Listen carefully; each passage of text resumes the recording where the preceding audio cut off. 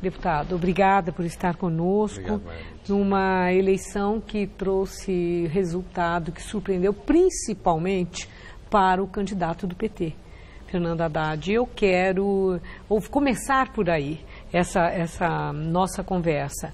Haddad, ele começou num patamar mais baixo e foi tendo uma ascensão progressiva, lenta, que na reta final acelerou um pouco.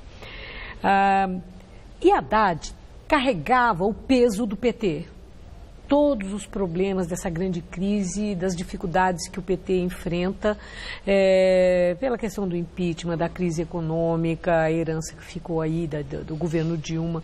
Então, coisas que pesaram para Fernando Haddad. E mesmo assim, ele teve um desempenho superior àquilo que analistas comentavam que seria de se esperar. Como o senhor entendeu esse desempenho? Então, Maria Lídia, eu cumprimentar os telespectadores da TV Gazeta. Esse resultado é um resultado que vai ser refletido ao longo do tempo, né? Por quê? Porque, na minha opinião, ele não terminou, mas se o Dória ganhar no primeiro turno, ele fez uma campanha contra a política, ele se diz antipolítico, ele se diz um gestor, eu não sei do que. Não me parece que ele tenha feito nenhuma gestão de uma empresa, ele me parece mais uma empresa que faz lobbies. E em terceiro lugar, ele botou 2 milhões do bolso dele na campanha, né? Então, se ele ganhar, eu acho que o dia seguinte vai ser para a cidade todos ficarão se perguntando o que vai dar com esse cara à frente da administração. Por outro lado, o Haddad, na minha opinião, foi um grande prefeito, corajoso prefeito, fez as políticas corretas e não conseguiu mostrá-las num modelo de programa muito ruim. A comunicação dele foi ruim. E eu acho que o modelo também de programa aí eleitoral demonstra que está falido, né? Eu acho que, você me pergunta qual é o recado, né? Eu acho que o recado é um profundo desgaste da política que está requerendo uma reforma política, está requerendo um revigoramento do sistema político brasileiro. Eu acho que se o Dória ganhar em São Paulo, espero que não, espero que tenha segundo turno, porque todas essas questões virão à tona. O senhor acha que ainda vai dar? Nós já temos 70% Eu não sei aonde as urnas foram apuradas. Das urnas. Eu não sei onde elas foram apuradas e qual a tendência dessas urnas. O meu desejo é que nós tenhamos um segundo turno e no segundo turno se faça o real debate que o primeiro turno não pôde ser feito.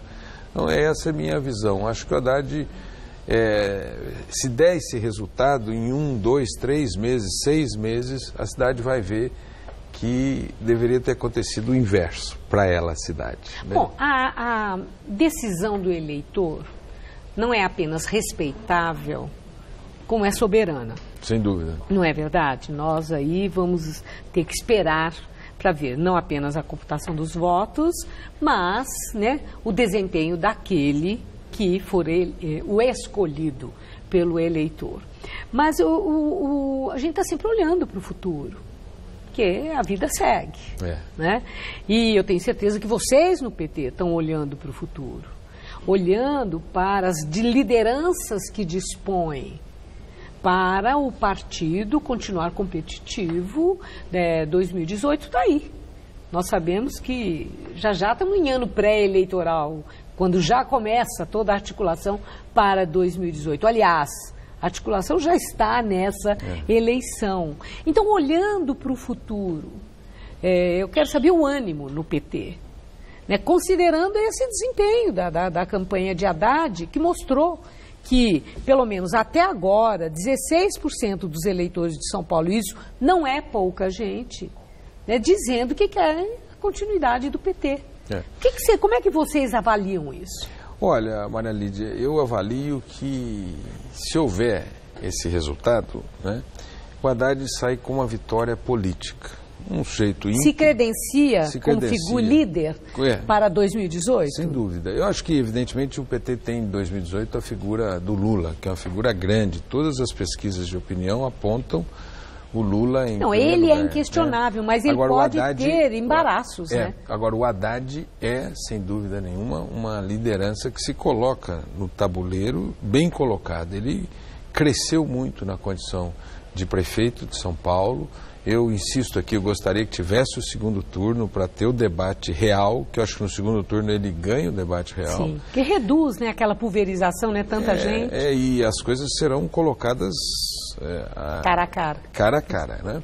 Agora, se o resultado se confirmar da vitória do Dória, ele é uma pessoa que construiu como uma grande liderança do Brasil, né, a partir de São Paulo. Uma pessoa íntegra, séria e corajosa, e que fez políticas positivas para a cidade, né? E eu espero que ele continue dando essa contribuição. Como eu disse, no tabuleiro ele aparece como uma novidade. Deputado, eu quero ouvi-lo sobre a candidata Marta Suplicy, que foi sua parceira, sua companheira de partido por 33 anos. Prefeita de São Paulo eleita pelo PT. Nessa campanha, ela teve um bom começo. Ela tinha o que mostrar. Candidata do PMDB, da aliança que eles fizeram. E depois, a partir de um momento, Marta começou a declinar e foi progressivo esse declínio. Uma reaçãozinha, mas continuou a queda.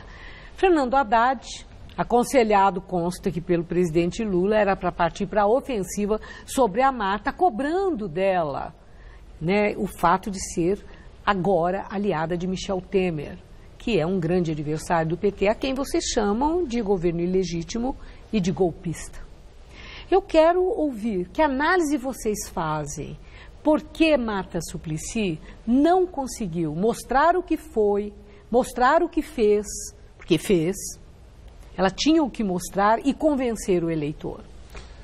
Olha, Maria Lídia, a Marta Suplicy, ela teve uma trajetória política de grande sucesso. Ela foi prefeita de São Paulo, senadora da República, foi ministra por 2 vezes e vice-presidente do Senado Federal. Toda essa trajetória de grande sucesso ela fez no PT. O governo dela foi um governo bem aprovado, mas foi um governo que tinha um time de petistas e aliados, e esse time não esteve com a Marta. A Marta, eu acho que ela achou que saindo teria conforto no outro partido, tendo em vista o momento que o PT está vivendo, de muita ofensiva, e achou que a figura dela resolveria, preencheria o momento político, não é? Então ela saiu do PT e saiu sem time, sem exército, e aquele governo bem-sucedido não foi só dela, né? Todos que estiveram naquele governo estiveram com o Fernando Haddad. Então a impressão minha é que o eleitor, enquanto achou que ela ainda estava no PT, o eleitor esteve com ela. No momento que o eleitor percebeu que ela tinha mudado de lado, o eleitor saiu do apoio a ela e foi em grande parte para o Haddad e outra parte foi para o Dória. Nós temos outros exemplos, né, de políticos que também mudaram para outro partido, fundaram um novo partido. O PSDB é um exemplo disso. Lembra? Rompeu com o PMDB, saiu, fundou um outro partido e foi bem sucedido. Por que Marta pagaria por isso? O dela foi um voo solo. Um voo solo, solitário. Ela achou que aquele patrimônio político fosse só dela. E não era dela, é de uma força política que fez um bom governo junto com a Erundina, fez um bom governo com ela, perdemos com ela também, perdemos quando a Erundina foi candidata a prefeita e que fizemos um bom governo com a Haddad. Então eu creio que ela, ao sair, entendeu que aquele patrimônio político pertencia a ela e não era um patrimônio dela, era um patrimônio de um conjunto de pessoas que realizou aquele governo dela que foi bem aprovado em São Paulo. O senhor foi da coordenação da campanha do Haddad? Eu estava na coordenação. Estive na então, coordenação. eu vou confessar uma coisa. Eu não sei se o senhor está cansado da campanha ou se o senhor está desanimado com o futuro do PT. Mas eu, que o conheço há tanto tempo, sinto que o senhor tem um cansaço. Que eu não sei se é desalento. Não. Me explica. Não é desalento, não. Não é desalento, não, porque eu sei, Maria Lídia, que nós temos um papel para esse país muito importante. Nós temos um legado. um legado de ter tirado 40 milhões de pessoas da pobreza, da extrema pobreza. Temos um legado de levar milhões de brasileiros ao ensino superior. Temos um legado de muitas pessoas que foram incluídas na nossa sociedade. E agora, a agenda de muitos desses que ganharam, inclusive de se confirmar esse resultado em São Paulo, é a agenda de tirar direitos do povo brasileiro. Tirar direitos, por exemplo, estão querendo tirar a correção da pensão da viúva, do benefício de prestação continuada do salário mínimo. É colocar a conta da crise no pobre, não nos ricos, né? Estão querendo fazer uma dura mudança na Previdência que vai retirar direitos. Não é uma mudança de transição lenta, como a Previdência sempre precisa, mas é uma dura mudança que vai tirar direitos dos pobres. Estão querendo tirar direitos da educação e da saúde. Então, o nosso papel é derrotar essa proposta. Então, eu não perco o ânimo. Não perco o ânimo. Acho que o senhor tem uma causa. Eu tenho uma causa. Mas eu tenho uma outra pergunta voltando para o PT.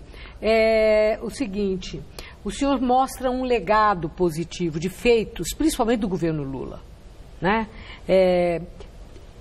Naquele primeiro mandato de Lula, ele foi surpreendente, ele foi o cara. Muito bem. Mas também tem um outro legado em cima do PT, que é esse que a Lava Jato está exibindo, que é uma carga muito pesada para vocês.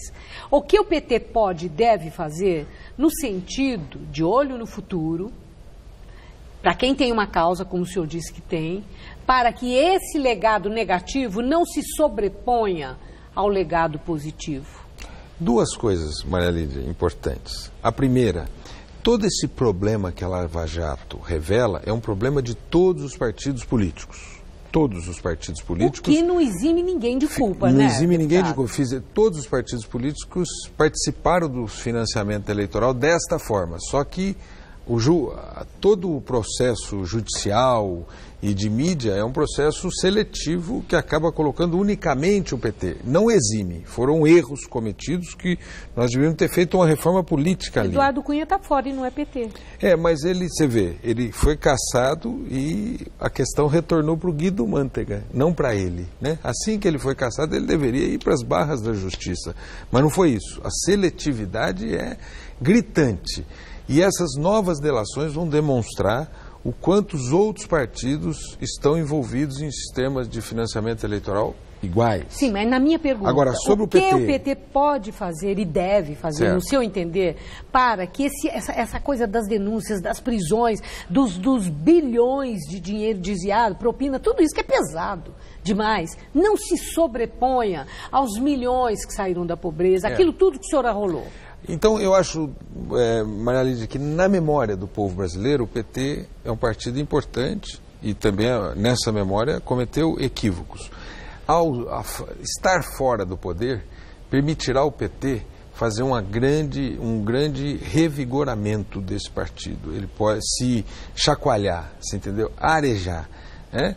E poder enfrentar o próximo período. Foi assim com o Partido Socialista francês. Foi assim com o Partido Socialista espanhol, foi assim com o Partido de la Sinistra, né? E que agora é o Partido Democrático italiano. Foi assim com o Partido Socialista português e será com o PT também. Eu acho que o momento seguinte será um momento de revigoramento, de arejamento, de chacoalhar e refazer-se diante de um país tão importante que o PT é fundamental. Imagina se o PT não existisse agora na Câmara Federal e no Senado para segurar essas barbaridades que querem cometer contra a sociedade brasileira. Então, nós temos que aproveitar o momento seguinte agora para nos arejar e nos revigorar para nos colocar com força na sociedade brasileira novamente. Por isso eu estou animado. Agradeço muito a sua entrevista, a sua presença hoje na Hora do Voto.